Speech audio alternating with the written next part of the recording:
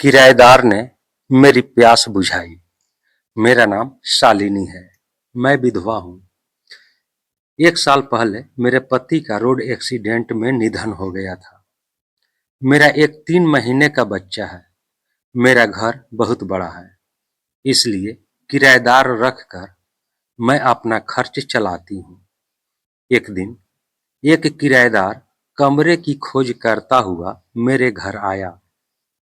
उसने मुझसे पूछा कि क्या आपके मकान में कोई कमरा किराए के लिए खाली है? वो युवा जवान था, बहुत ही सुंदर और गठीला बदन वाला था। उसे देख मैं कुछ पल को देखती रही। फिर उसने दोबारा मुझसे पूछा कि क्या कोई कमरा खाली है? तो मैंने उससे उसके बारे में पूछा। उसने बताया कि वो स्कूल टीचर है और पास के स्कूल में पढ़ाता है। मैंने उसे कमरा दिखाया और सभी नियम भी बताए। वो सभी नियमों को लिए राजी हो गया। उसने अगले ही दिन रूम शिफ्ट कर लिया और एडवांस के तौर पर मुझे 2,000 रुपए भी दिए। अब वो रोज अपने स्कूल जाता और समय से लौट आता। एक दिन रात में मेरे बच्चे को तेज बुखार आ गया और कोई दवाई भी नहीं रखी थी। अब मैं बहुत परेशान हो रही थी क्योंकि रात के 2 बज रहे थे। मैंने बहुत संकोच करते हुए उस टीचर से हेल्प मांगी और उसे बताया कि मेरा बच्चा बीमार है। उसने मुझसे कहा कि आप जल्दी आइए, मैं बाइक निकाल रहा हूँ। मैं जल्दी से बच्चे को लेकर आई और बाइक पर बैठकर डॉक्टर के यहाँ गई। डॉक्टर ने दवाई दी और बताया कि परेशान होने वाली कोई बात नहीं है, बुखार ही है। हमने दवाई ली और टीचर के साथ बैठकर चल दी।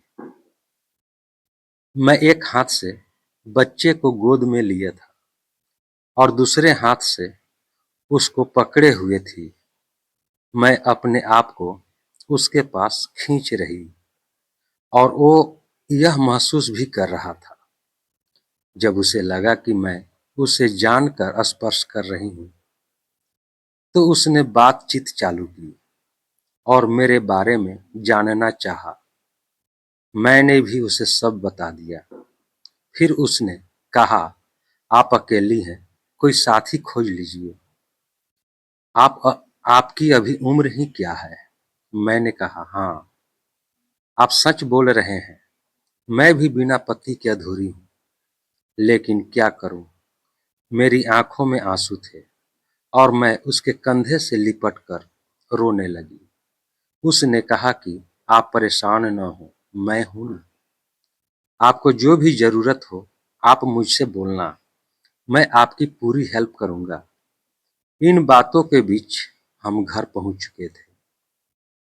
मैं बच्चे को कमरे में ले गई और दवाई देकर सुला दिया, लेकिन मेरे अंदर की आग पानी से बुझने के लिए हिलोरे ले रही थी।